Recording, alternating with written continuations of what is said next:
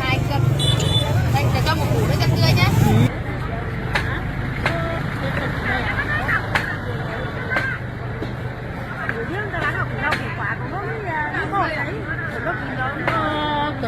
Mấy chúng ta mới phải tơi và thế à?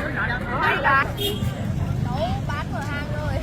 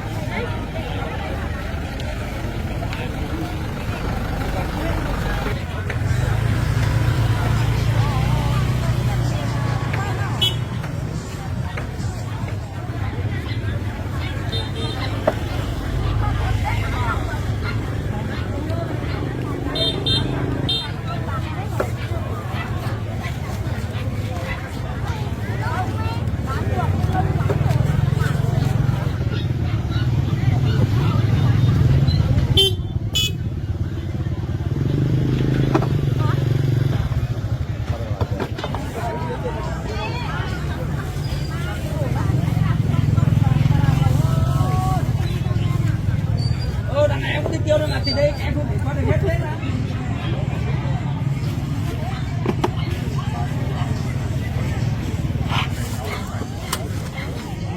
Đủ 2 cân đi. Đủ 2 cân ạ?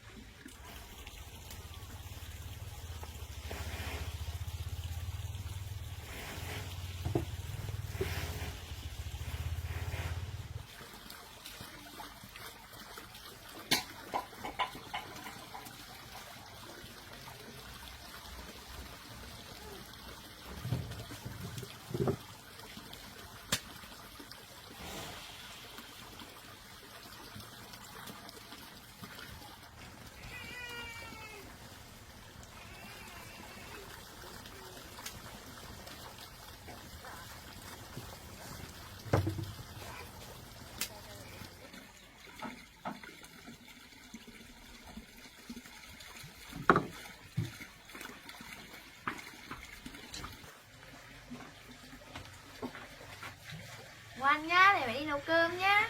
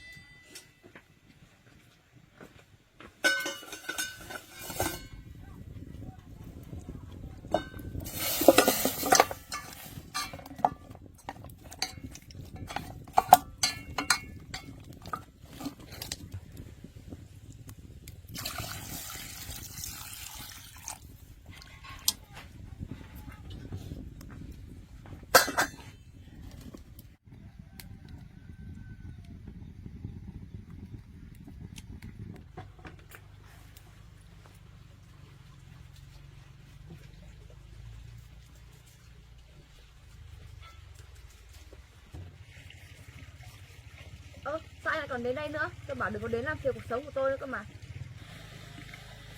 Anh sắp làm xa rồi ấy. Anh muốn thăm con một chút được không em? Anh đi làm là việc của anh, chứ liên quan gì mẹ con chúng tôi. Tôi đã bảo anh đừng có mang mấy cái thứ đến nhà tôi mà. Thôi mà em, anh chỉ muốn thăm con một chút thôi. Anh xin em ấy. Thôi được rồi, thằng cò trong kia kìa, anh vào thăm nó đi. Ôi, cảm ơn em nhiều nhá, cảm ơn em nhé.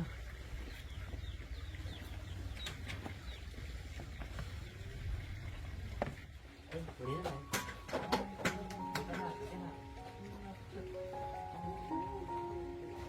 Anh được cái này rồi á. Cái chùm này này cái này. Cái tay trên này nha, trên này. Đúng rồi. Bây giờ cái bóng điện ở trên đó thì đẹp cái gì? Cái kia.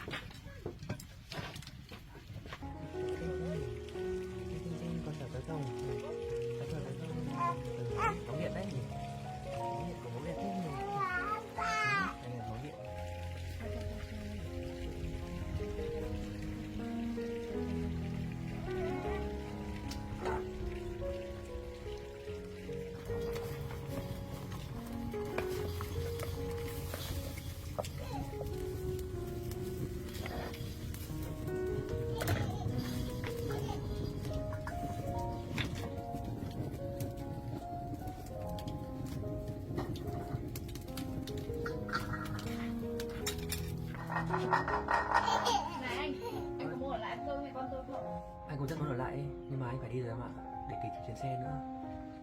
Vậy à? Anh đi làm gì và ở đâu? Em phải quay trở lại công việc của mình rồi. Anh sẽ cố gắng làm việc và thay đổi để trở thành một người bố tốt hơn em ạ.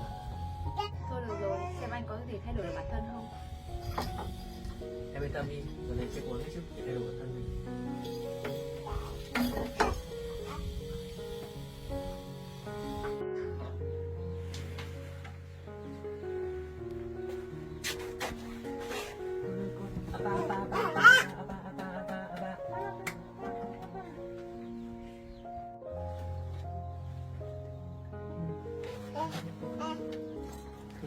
Sorry.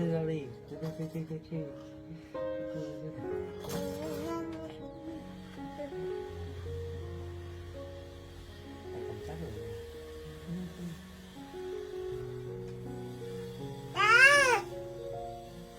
Ba ơi. Về con nha. Hôm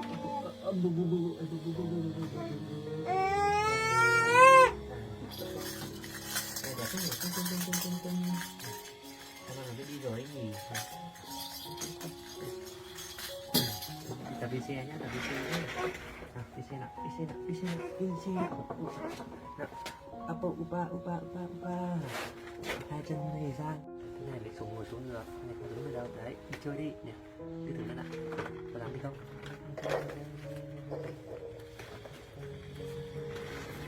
Thế đến sắp đi rồi này.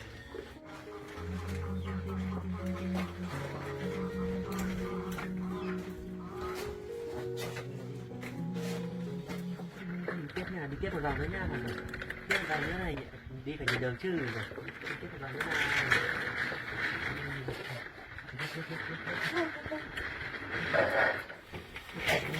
Đi nhau. Cái giờ này.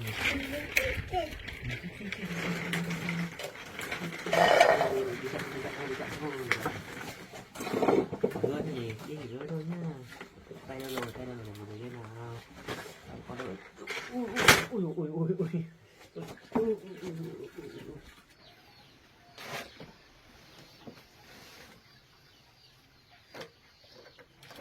Bố sắp phải đi rồi, con ở lại vui vẻ nhá, con chồng lớn nhá. Bố đi nhá.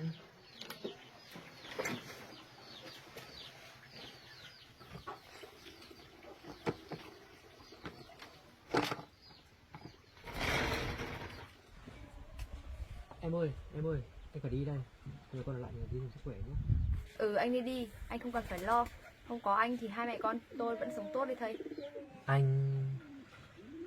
À mà thôi, anh đi đây.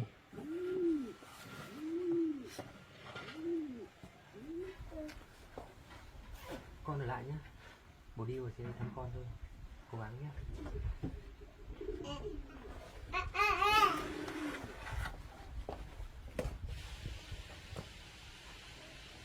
Thôi anh đi đây.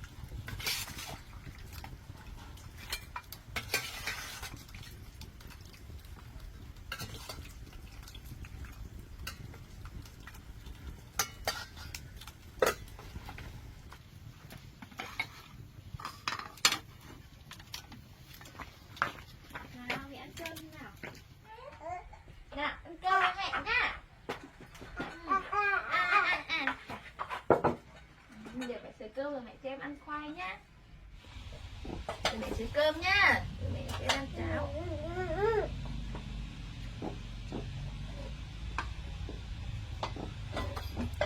Ôi là mẹ đi cho ăn cháo. Ôi ôi. Ôi.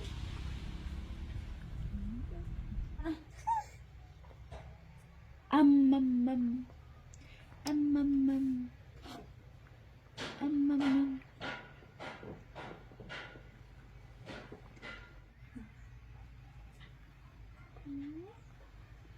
Âm âm âm âm âm.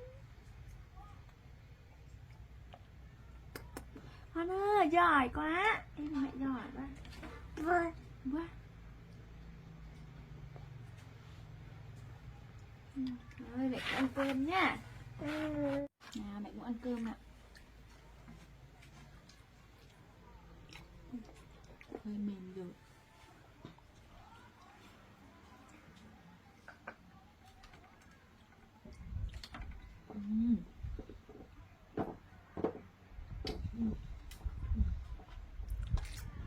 Nè, không ăn nữa. Thế mẹ ăn cơm nhá. Ăn với mẹ nào.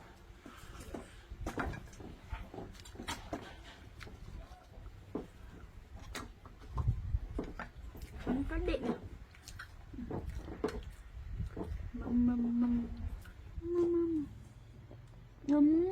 Ngon. Ngon nhá. Tiếp nào. Rồi giỏi, mẹ cũng ăn nhá.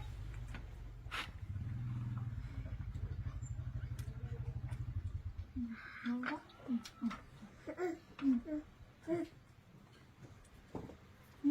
Hoan ơi, quá giỏi luôn.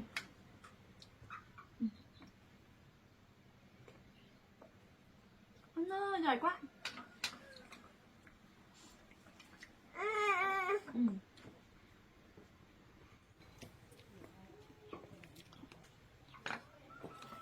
Mâm mẹ.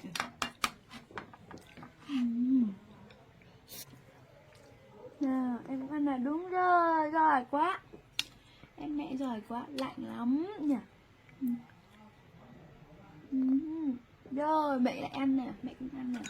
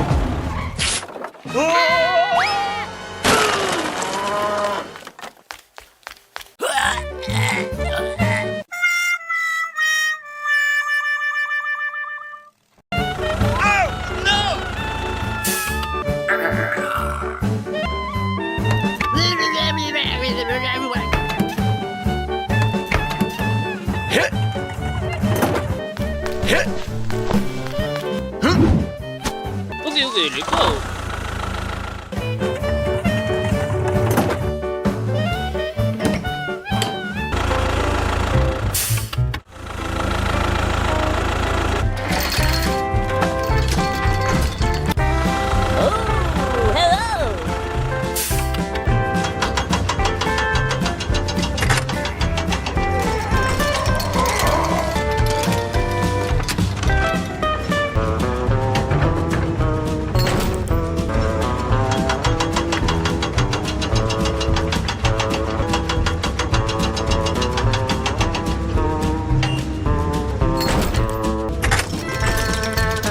Okay, let's go.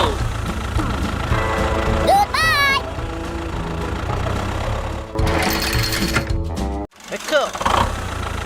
Oh no no no no.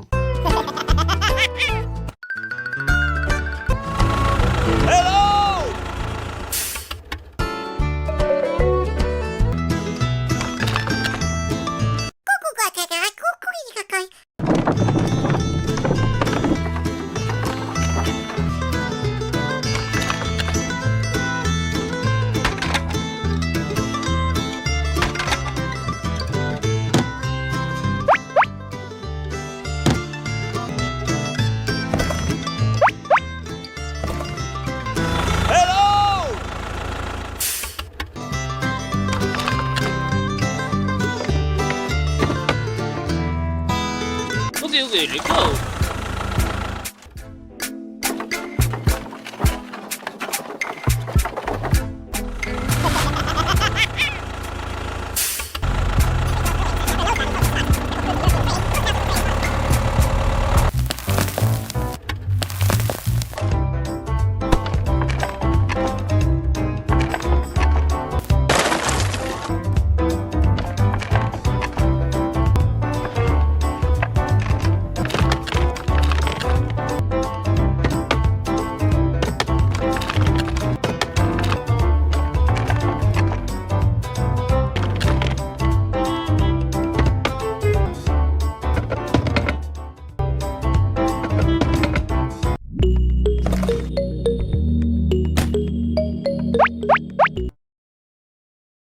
Whoa, whoa!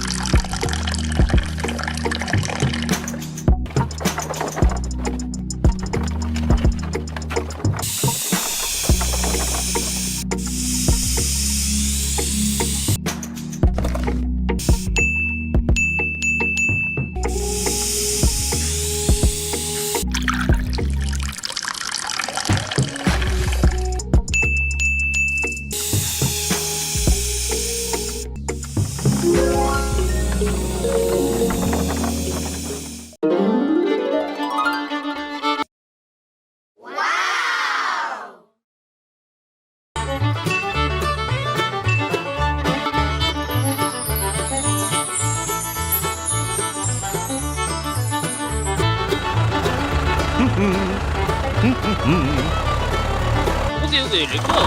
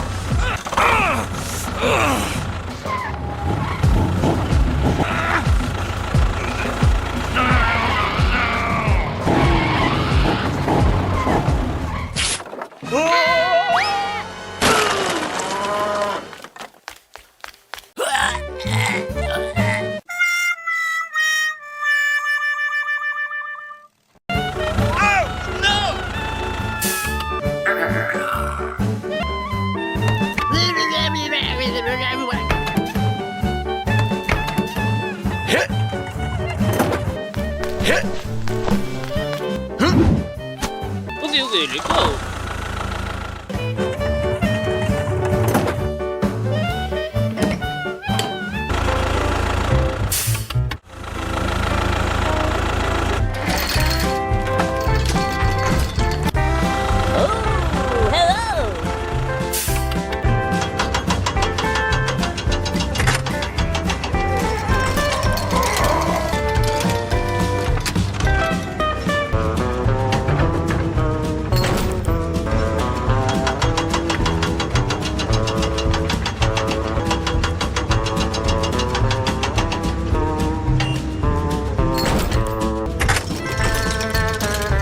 Okay, let's go. Goodbye! Let's go. Oh no no no no.